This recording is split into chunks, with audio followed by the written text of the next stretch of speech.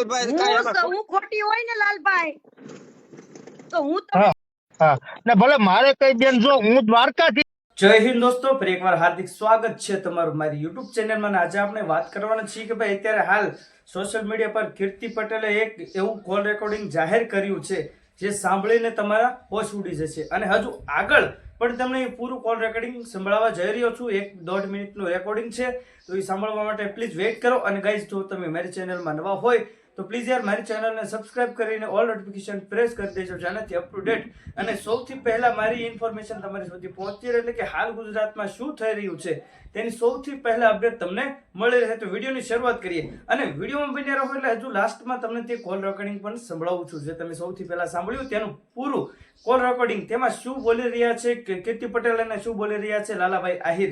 જી હા, કઈ તમે બિલકુલ સાચું સાંભળ્યું છે. અને શું એવા ખુલાસાઓ કર્યા છે કીર્તિ પટેલે તેની પણ એ ટુ ઝેડ ઇન્ફોર્મેશન જણાવવા જઈ રહ્યો છું. લાલાભાઈ આહિરે પણ શું કીધું છે આ મામલાને લઈને તેની પણ જાણકારી તમને જણાવવા જઈ રહ્યો છું. અને આ તો હાલ જે અત્યારે વિવાદ ચાલી રહ્યો છે તે ખજૂરભાઈ અને લાલાભાઈ આહિર વચ્ચે જે કઈ બોલાચાલી થઈ હતી, અને લાલાભાઈ આહિર એવું પણ કીધું હતું કે નિવેદન આપ્યું હતું કે ભાઈ ખજૂરભાઈએ જ મારા પર હુમલો કરાવ્યો છે અને લાલાભાઈ આહિરની પૂરી ગાડી તોડી નાખવામાં આવી હતી, થાર ગાડી. આ એને લઈને પૂરો વિવાદ ચાલ્યો છે.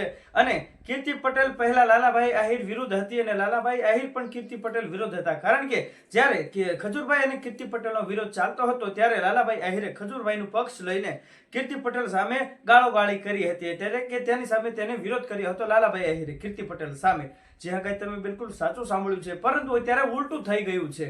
જે હા, કઈ તમે બિલકુલ સાચું સાંભળ્યું છે. અત્યારે હાલ જે લાલાભાઈ આહિર ખજૂરભાઈના પક્ષમાં બોલતા હતા એ લાલાભાઈ આહિર એવું કહી રહ્યા છે કે ભાઈ હું ખજૂરભાઈને મારા ભાઈથી વિશેષ માનતો હતો અને ભગવાન તરીકે માનતો હતો, પણ આવા લોકો આવું કરી શકે એવું મને ખબર પણ નહોતી, મેં વિચાર્યું પણ નહોતું કે ભાઈ ખજૂરભાઈ મારા પર આવું કરાવી શકશે એમ. અને આ મામલો ખાલી એક વાતને લઈને થયેલો છે ભાઈ કે ભાઈ ખજૂરભાઈના પક્ષમાં લાલાભાઈ આહિરે ઘણા બધા વિડીયો અપલોડ કર્યા હતા ઇન્સ્ટાગ્રામ પેજ પર. અને ખજૂરભાઈ લાલાભાઈ આહિરને કીધું કે ભાઈ તમે જે મારી સમક્ષ બોલેલા છો, મારા બાજુ જે બોલેલા છો તે તમામ વિડીયો તમે ડિલીટ કરો, અને મારે હજુ ચૂંટણી લડવાની છે તો મારે તેમાં તકલીફ પડી શકે છે. તો લાલાભાઈ આહિરે ના પડી કે હું નહીં ડિલીટ કરું. પછી તે સમાધાન માટે બોલાવ્યા હતા અને ત્યાં કંઈક મામલો બગડ્યો હતો, એના લીધે પછી અત્યારે હાલ કીર્તિ પટેલ આવી છે લાલાભાઈ આહિરના સપોર્ટમાં. ખુલ્લેઆમ કહી રહી છે કે લાલાભાઈ આહિર તું એક ફેરી મારી સાથે મુલાકાત કર, એકવાર મારી સાથે મુલાકાત કર, અને તું મૂંઝાતો ને હું તારી સાથે જ છું. અને પહેલા તે ભલે જે મારી સામે ગાળાગાળી કરી કે જે તે મને કીધું હોય એ, પણ અત્યારે કોણ સત્ય છે તારા કાન ખુલ્યા છે. તો લાલાભાઈ આહિર પણ કહી રહ્યા છે કે ભાઈ મને એવું લાગ્યું રહ્યું છે કે ભાઈ કીર્તિ પટેલ પણ સાચી હોઈ શકે છે. જે આ કઈ તમે બિલકુલ સાચું સાંભળ્યું છે. અને આ કોલ રેકોર્ડિંગ જે છે તે પહેલાનું કોલ રેકોર્ડિંગ છે, તમે બિલકુલ સાચું સાંભળ્યું છે. અત્યારનું કોલ રેકોર્ડિંગ ન હોઈ શકે, કદાચ અત્યારનું હોય તો આપણને ખબર નથી. કોલ રેકોર્ડિંગમાં લાલાભાઈ આહિર એવું કહી રહ્યા છે કે ભાઈ હું સત્યનો હંમેશા સાથ આપીશ. કીર્તિબેન પટેલ જો તમે સાચા હશો તો તમને સાથ આપીશ, ખજૂરભાઈ સાચા હશે તો ખજૂરભાઈને સાથ આપીશ. એટલે એનો મિનિંગ એવો થયો કે રેકોર્ડિંગ લગભગ 100% પહેલાનું હોઈ શકે છે.